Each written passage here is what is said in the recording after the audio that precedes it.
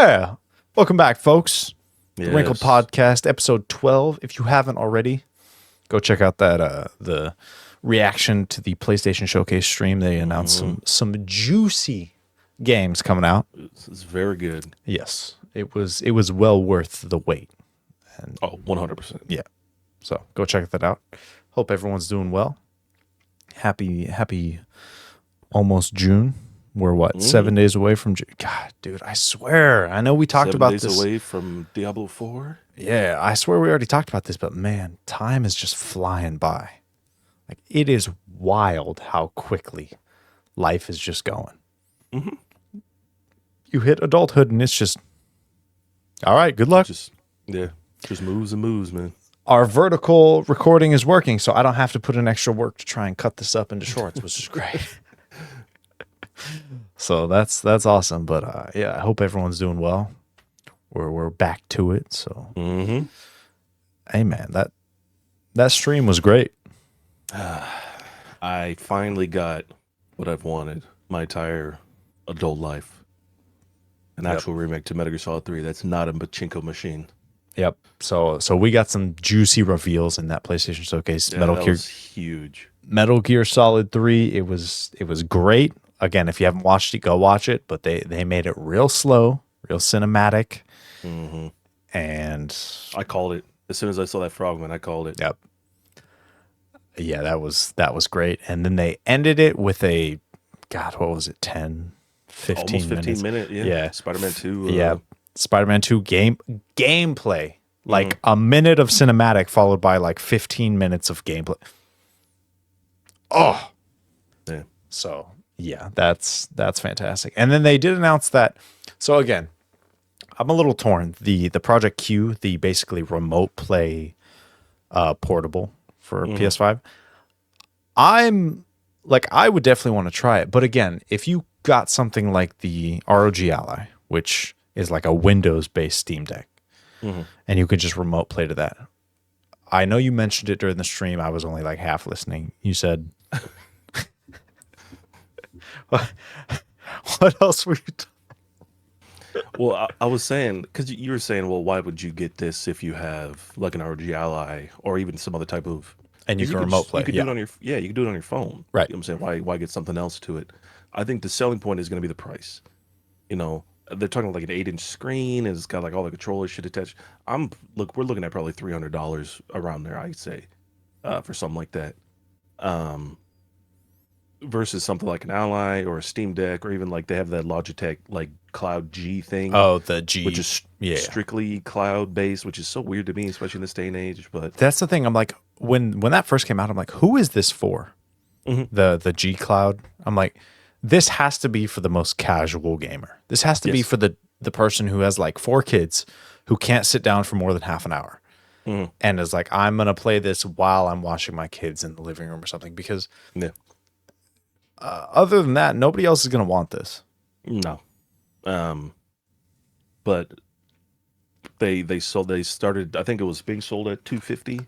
I think now it's down to either 200 or like 175 or something like that. That's what I could see this Project Q Lite launching at, is $200. Because if it's just a PS5 controller with a screen in the middle, I feel like you could get that close to $200. Because it's just streaming. There's no need for onboard anything. No onboard storage. If it's strictly just for streaming and they're able to get that Logitech G Cloud close to $200, I don't see why they couldn't do it also for this Project Q Lite. Yeah, that's fair. I mean, the only reason I say more is just because I know like the PS5 controllers themselves go for like $60. That's true. So I threw on like $250 for the screen and like everything that they made with it, and then like $60 for the controller, which would put about $3. So they'd be losing money on it, I think, which is how most consoles operate. You know, they're trying to sell the subscriptions and the, the whatnot. So, but if it can do the PS4 stream, if it could do like the PC stream, the Microsoft, Game Pass stream, if it can stream like the NVIDIA, I think it was the Reflex. If it could do that as well, then, the GeForce Now and all that. Yeah. To me, that's a selling point. Yeah. Because if it's half the cost or more of an Ally or a Steam Deck or whatever, then just get that. Yeah. There's your streaming game, you know. And the PS5 controller, finally, the PS5 controller is really comfortable. Mm-hmm. It's not like a night and Yeah. day difference between the Xbox controller anymore. Like it is finally, it's girthy, it's comfortable now. Mm-hmm. So I definitely get that.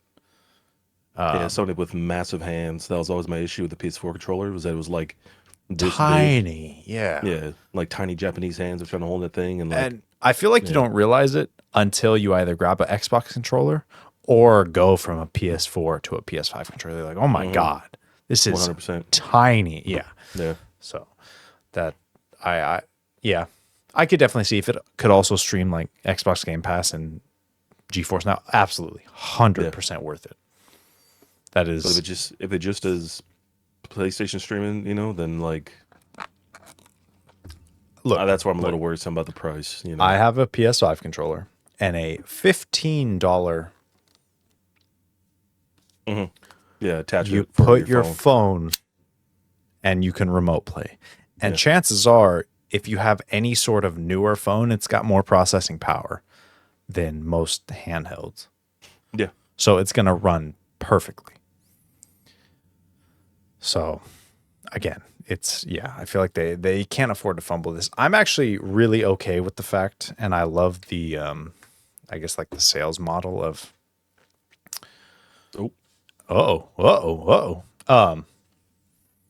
the sales model of, hey, we're going to lose money on the console, but we dedicate our time and money into making amazing games. So it pays off in the end. Like I said, that's how it's been, I think, since like the PS4 and the Xbox One. Yeah. That's when they started losing money on consoles, like by a good amount. Yeah, like because $25-$30 a sale. Yeah, because the PS4 launched at $400. Yeah. $100 cheaper than the Xbox. And it was like, ugh. Yeah. So I think it's definitely an interesting, I think, especially, I don't know, man. As somebody who is a frequent, like, I'd rather be here playing my games kind of player of games, you know, it's hard to sell me on something like that, you know. That's why I like my Steam Deck. That's why I like my phone. That's why I like my PC, my consoles, because I'm here. You know, I like being there, and there's just something about kind of being in your space and doing your own thing. You know, I think it kind of sells it. Yeah.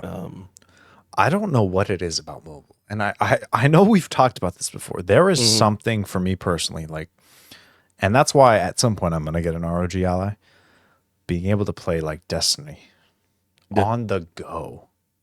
There is something that makes it more enjoyable. And I don't know what it is. It's just knowing maybe in the back of my head, like, wow, I don't have to be strapped to a computer for this. Yeah. It feels great. And that is a Mario t-shirt. And I just noticed that is badass. Well, it's actually I'll hang it down a little bit so you guys can see it. Yeah. Oh, that's It's actually dude. a speedrunning t-shirt. That's fantastic. All I saw was the shell, Yeah. the turtle shell. I'm like, that's badass. So that is the majority of my collection of clothing, is when I buy when there's the speed runs are going on. Hell yeah. But yeah, it'll be cool to see, you know, what this Q light, you know, turns out to be. Yeah, I think if they kind of forgo the whole like Sony versus Microsoft thing and just kind of throw everything on there, I think it could be a huge success. But if they just, hey, if it costs $300, you can only do your PS5, then I'm like, why would I buy that? Oh my God, they would sell so many if they were like, hey, you can do Game Pass and Nvidia and all this and Steam and whatnot. I saw Guardians 3, and great. You were not kidding. It's my favorite of the three. It really just punches you in the heart. Oh my God. A lot. I went and saw it with Abby, and like, dude, every once in a while through the movie, she's like, this is depressing. And I'm like, yeah, and all these characters are fake. Yeah. That's how you know it's a good movie. Because we're sitting there looking at each other like, oh my God. This is so sad. Like, well, yeah. Spoilers, maybe. We'll see. But go watch Guardians 3. Like, please, oh my God. It is incredible. You only regret it because it's sad. but you Yeah. will not regret it because it's bad. It's a very good movie. Yeah. It's an amazing movie. It's sad, but that also speaks volumes to the caliber of movie. Is Yes. it's making you sad based on 100% fictional characters. And and and that's the thing with good character development, you know, is the whole time we are glued to them, you know what I'm saying, because we like them or like they're funny or whatever the case is, you know what I'm saying? Like that's how that works, you know? It's not like they're not sitting here and dumping 45 minutes of exposition on us for one character in the hopes that like maybe they'll like him in the end of the movie. It's like no, you get little bits and pieces, like little side quips and comments that like they're almost rarely focused on. You know what I'm saying? Right. Like they'll say something about like, oh, I was taken from my mom right after she died. You know, and I never came back to Earth. I never like grieved. I never did anything like that. And then he's making jokes. He's cracking, you know, cracking wise and doing this and that and the other thing. And it's like, okay, whatever. And then you see it come to fruition like 2 movies later. Like, oh, that's what they were selling us 2 movies Yeah. ago. Or you see the almost 10 development. years ago. You see the way that he develops as a character and cracks jokes to cover up his trauma because of the unresolved trauma of his past. And it's like, oh, that makes sense. And oh my God, that relates to real world issues. Like, holy shit. I love that. They're able to make you care about these fake characters while also making a real life connection to actual struggle and like, oh, this is how they get me. They get me because I can connect on some level to what they're going through, or I can understand that. Yeah. It's beautiful. James Gunn. Yeah, excellent, man. I'm really excited to see what he's going to do with DC because he's had the best trilogy of all of the Marvel movies here. You know, maybe except for like Avengers. I was thinking Captain America. I put Guardians of Captain America right now. As a whole, I think so. Individual movies, I think Winter Soldier and or Civil War is maybe better than any of the Guardians of the Galaxy, but as a continuous trilogy, I think Guardians is better. I agree with that because I really like the first Captain America. I like it. I love Winter Soldier and Civil War. They're so dark. I don't know what it is. Yeah. They're so dark. And it was almost the opposite of what Marvel was doing at the time. You know, and it's they really stand out from the rest for just being like very good pieces of movies that like attached to the cinematic universe kind of like start. Right. You know, and they're so opposite. It's in those movies, Captain America is really the only light. Everything else is dark and dreary and depressing, but he's the one spot of light. And that is so different to what Marvel is now. And I love it. But again, as a whole, as a trilogy, Guardians is just such a cohesive trilogy. It's very good. Beautiful. And the third one, my God, rips your heart out. But you'll love it. Yeah. That whole time, man, I was just like, why are they doing this to me? Why me? Why me? But keep going. Yeah. I know. The whole time I was like, I think you texted me that, hey, I want to go watch it. And I was like, dude, the whole time you're I don't want to say it because that kind of puts the movie in a weird tone, but like you're thinking anything can go wrong at this time. You know what I'm saying? Every time something like a slow-mo shot of this or something of that, you go. I love that because when they throw it out, when they throw all of it out and say anything in the next 10 minutes can go wrong, anyone could die, anything could go against how you think, that is when it's like, oh, pay attention. Yeah. That's one of those moments where it truly pulls you in because it's like, I can't miss it. What's going to happen? And it's beautiful. And it's funny because I was editing shorts today and I was going over like how, movies, you were talking about how Guardians just pulls you in.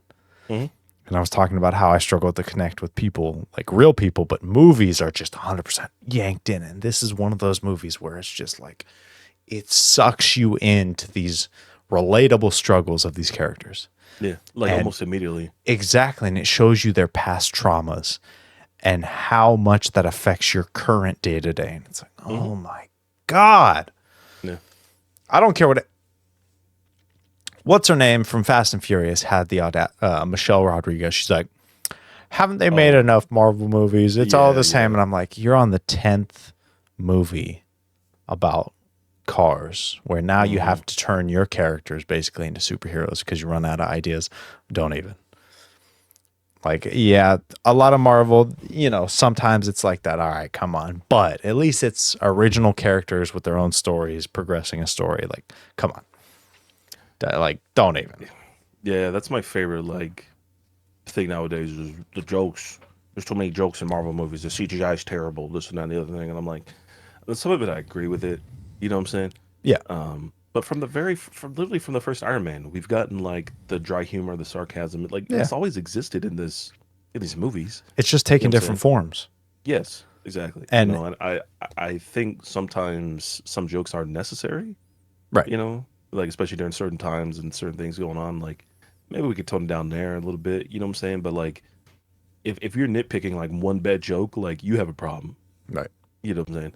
Unless it's like extremely like left field, like the one that always gets me is like the prima nocta thing from Age of Ultron, where it was about Scarlet Widow because prima nocta essentially evolves as before a husband can consummate with his wife, the king or the lord of the land gets to have his way with the yeah, exactly. And Robert Downey Jr.'s character Iron Man makes that joke at the time. Yeah, and I think that was the only thing that kind of rubbed me the wrong way.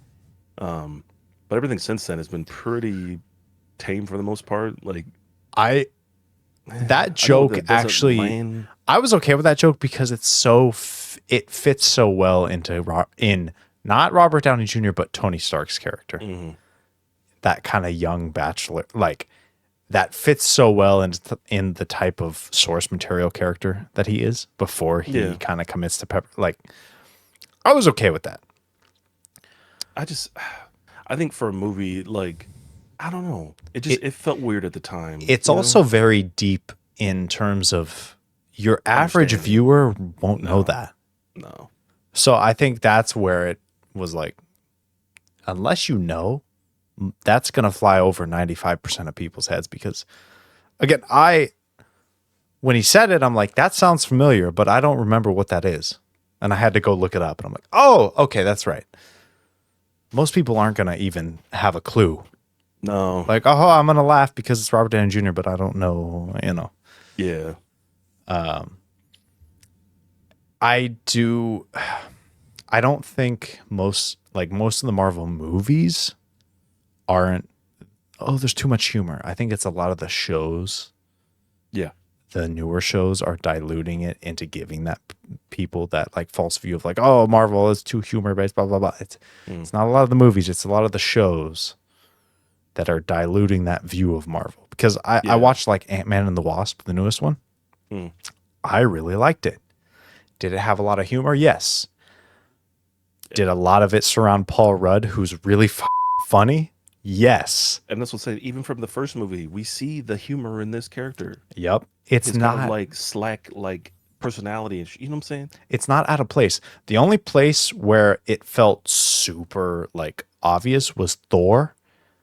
Yeah, which I still haven't watched. I haven't watched Love and Thunder yet. So I know I remember reading something. The first two Thors didn't do very well. And they made like an internal decision like, hey, we got to switch this up because people aren't liking the super dark, which, okay, fine. I happen to like it. Again, I like Civil War and Winter Soldier, super dark. But they made a switch. Fine. I mean, it worked out for the third movie. Exactly. Ragnarok was great. It's constantly put at like top 5 Marvel movies. Yeah. Almost regularly, so it makes sense. Love and Thunder gets a lot of shit. I enjoyed it. Again, you can poke fun. You can, this was crap or whatever. I thought it was good.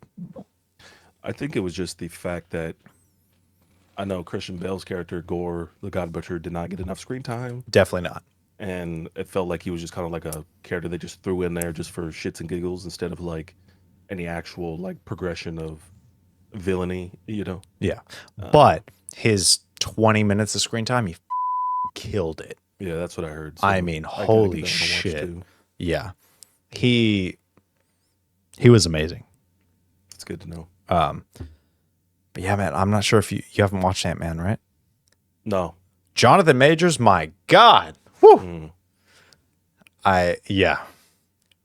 He plays Kang very well. And I know there's that whole controversy with him, whatever's going on. I hope they bring him back. Because, wow. There was a report saying that they're looking to recast, I think. So I know once Disney and Marvel got their mind set on it, man, it's already done. Yeah. And I know then news came out like, oh, yeah, it actually didn't happen. But I know there was some other stuff recently, like within the past month, I want to say there was like some more that came out of like a dozen other women or something like that. I'm like, oh, goddamn, man. I'm so tired of like falling in love with a good character and then something comes out there like, oh, guess what? It's like, man. Yeah, that's how I feel about like when there's an actor I really like, I'm like, oh man, I hope this guy's not an asshole, Yeah. Or I hope this chick isn't like doing some weird shit, It's like, oh, man, shouldn't have bet on that. Well, regardless, he plays a very good villain, and he was great in Loki. Honestly, you can tell he was training for Creed at the same time. Yeah.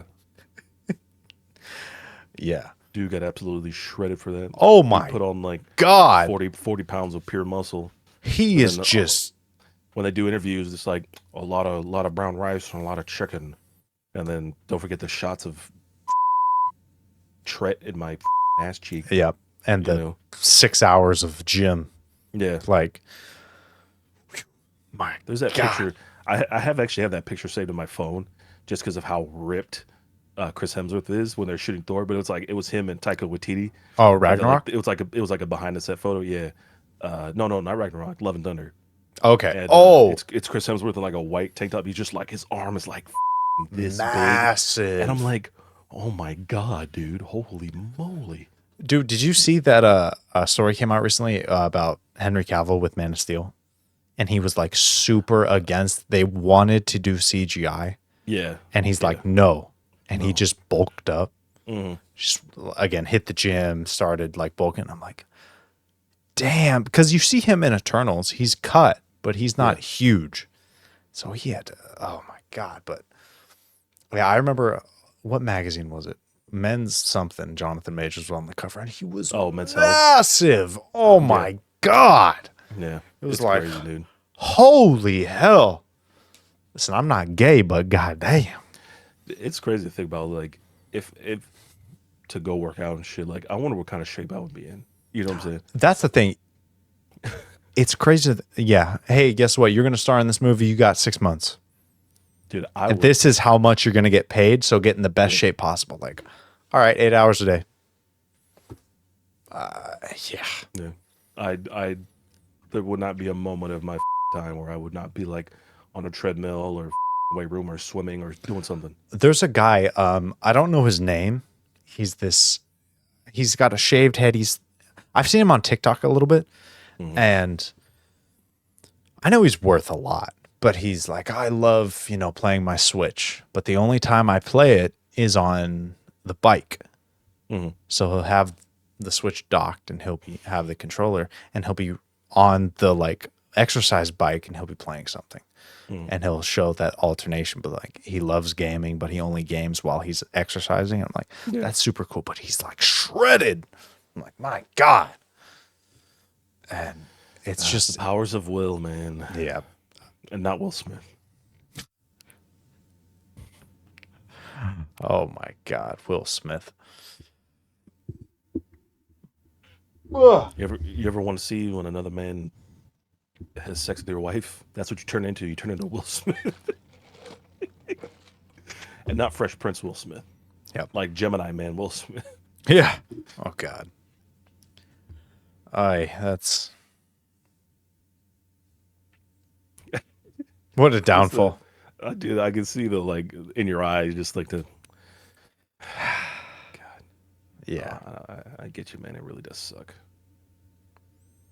Because I love Will Smith. Like, I love his movies, you know?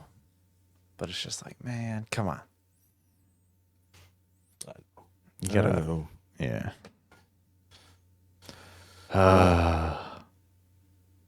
Ay, ay, ay. Okay. So I've been. Have you ever? Do you know who Dave Ramsey is? Like old white bald dude who's like he's on YouTube, he's on the radio. He like his whole Has he thing got is no debt. glasses? Yeah. It sounds familiar. I think I know Yeah. what you're talking about. So his whole thing is no debt. Like he's got his own company, he's hired people, but he has no debt. He owns everything. Mm-hmm. I've been watching a ton of his stuff. And so I've been like, okay, this kind of makes sense. Like for the modern, like for the average viewer, it makes sense. Like, hey, get your emergency fund, pay off all your debt, do all this because most people aren't able to use credit cards responsibly. Yeah. And so it's like, all right, pay off your credit cards, pay off all your debt, just use cash and use your debit card, all that stuff. Mm. And I've been watching a lot of his stuff because they're super entertaining. Dude, I've heard calls where parents will be like, oh, hey, and again, this could be a cultural thing. And I'm only speaking about this as somebody who's raised in America my entire life.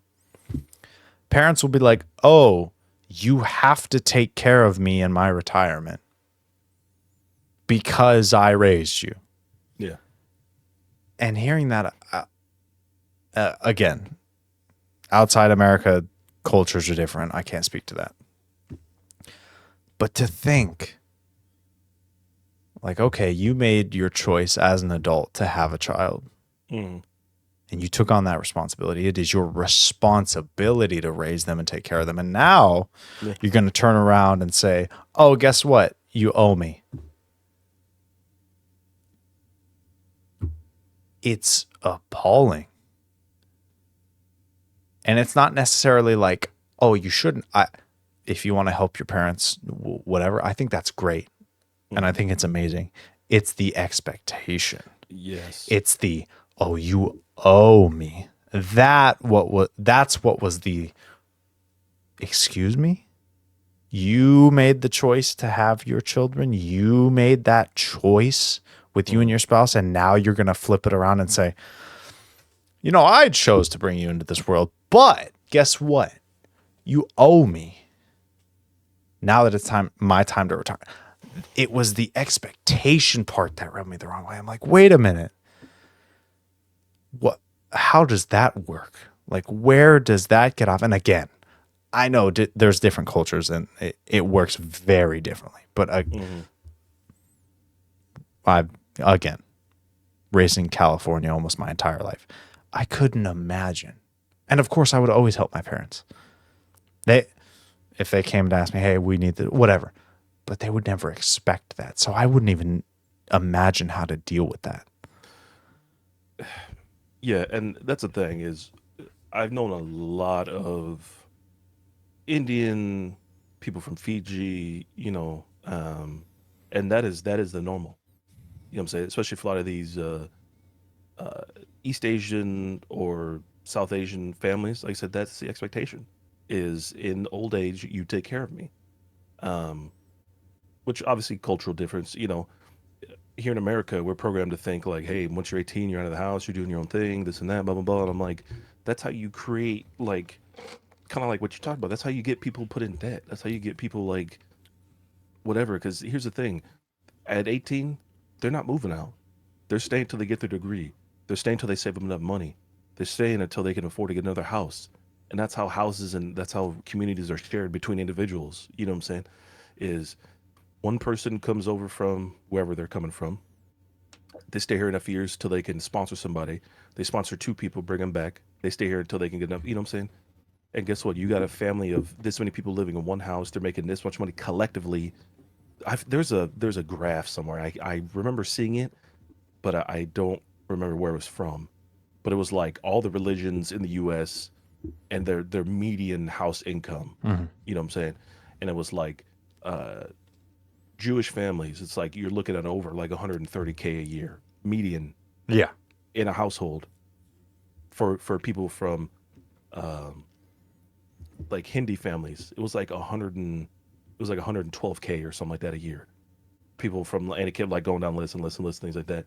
And I'm like, it makes sense because they're able to save their money. They're able to live together as a family. They're not worrying about, you know, getting out of the house at 18. Like you said, like just imagine if that was the case for everybody in the United Yeah. States. You know what I'm saying?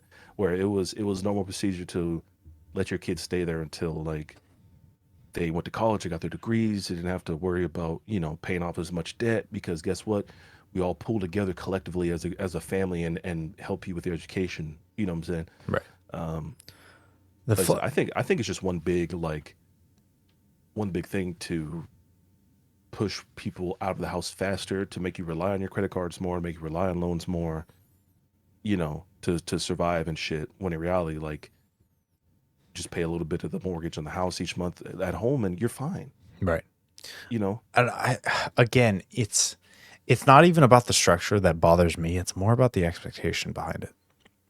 It's the, hey, we're going to raise you, and your entire life, you're going to have the expectation of, oh, I was born to provide for somebody else. Mm-hmm. That's what bugs me. Yeah. Like, oh, It's I'm my parents' retirement plan. Mm-hmm. That's what gets me. It's like, oh, wait a minute. You have, again, and I'm speaking strictly in the US with 401ks and Roths and all these options. Because I know none of this could be available like anywhere else. I don't know how it works anywhere else, but it's all about the expectation. Because most kids would go out on a limb and like help their parents however they can because, you love your parents. That's most people. Yeah. But then it turns into, oh, you have to do this to repay me for raising. That's where I'm like, wait a minute. Yeah. I didn't ask you. Like, you made this choice. And I think that in turn gives the opposite effect. It's like, again, most kids would help their parents. But then when you turn it on them as if it's like a duty, I feel like that builds resentment. And it has the opposite effect of what you hope. Mm-hmm. And but you're right. I've seen like other cultures, like siblings. There'll be like a house of like 4 brothers. They all work. They all pull together. They all live in a house. They all support each other. They don't have to worry about finances because they're all working together and saving together and paying off that house, and it's all great. Yeah. And so I've seen that like different cultural dynamic. And the only portion I have a problem with is that expectation of, oh yeah, you have to do this to repay me. Yeah, because it makes it feel like, oh, you only had me because exactly if I could do right, I could take care of you essentially. Right. No, I'm that. your retirement plan. That's my purpose. And that is where I'm like, whoa, hey, wait a minute. That's not right. Regardless of if it's true or not, to make them feel like that, that is not okay. Yeah, that's I see what you mean. That's that's an individual person's life. You can't just, oh yeah, you're a tool for me to, last. Yeah. So it's just for me to write off in my old age and whatever. And exactly. Abby says hi. I get it. Hey. Hello there. But yeah, that's I get it. Like I said, it's kind of whatever. But then I always look at stuff like that as like a positive. You know what I'm saying? Like you're spending, potentially their last moments. You're spending their last moments with them. Maybe they got only a couple years left. Who knows? You know what I'm saying? Like I said, I couldn't imagine being stuck, like sticking my parents in a home and being like, okay, yeah, I guess I'll see you guys when you die, or like when you're about to die. Like to me, right, like, just my heart, just putting them in a home and saying, see ya, never. Yeah, pretty much. Like, I know that stuff is expensive and yeah, but I'm like, dude, I couldn't imagine. Yeah, again, there's a balance, and you don't want to cut them off, but you also don't want to feel like you're under the gun of like, oh my God, it's my responsibility. It's like it's a careful balance of like, hey, we're family. We need to treat each other as equals. I'm not your tool for living your life. I'm my own individual.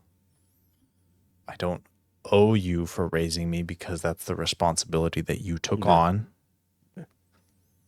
But again, I love you. I'm still going to help. Yeah, I think when it's used as a weapon, that's when it's a problem. Right. You know what I'm saying? Like, hey, I did it for you. You got to do it for me now. Yeah. And in some circumstances, I can see like a potential.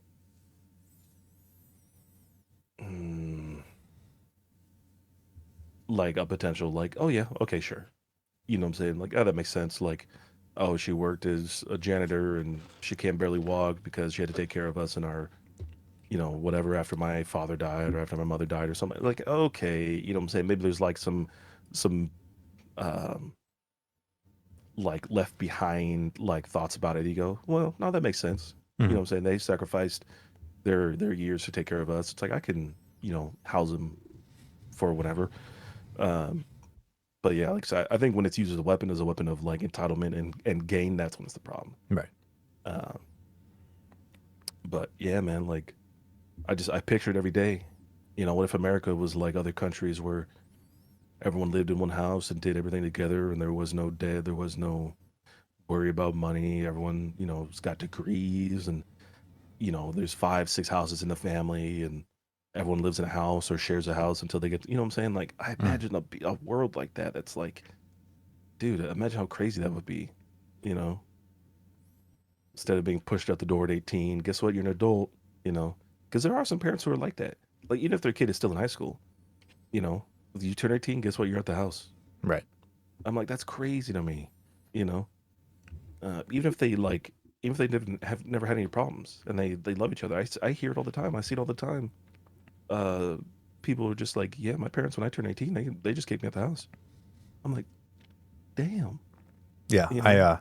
I went through, God, what was it? It wasn't basic training. It was before basic training. It was like meeting at the airport, the USO. And this dude was basically like, yeah, my dad was like, you enlist or I'm going to kick you out. He was just like threatening. He's like, get the hell out of my house or go enlist. And it was one or the other. I'm like, man, I mean, like my dad was like, hey, I don't mind if you stay here after high school, but I'd like you to at least do something.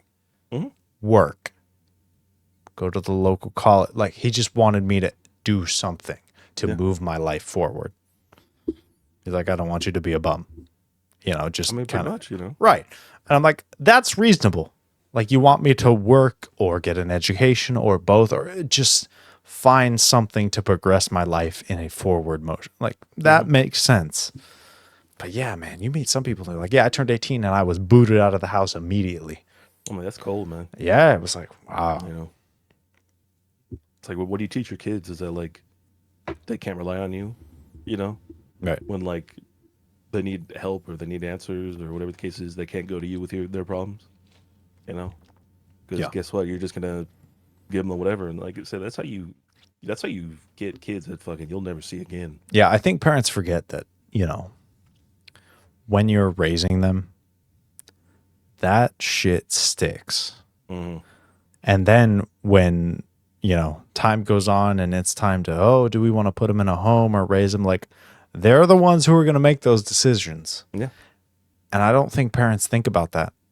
No. They think, I'm doing what's best for me, or I'm doing what my parents did. Right. Which is my favorite, generational trauma. Yep. It's like, my dad did this or my mom did this, so it must be right. Fine. Yeah.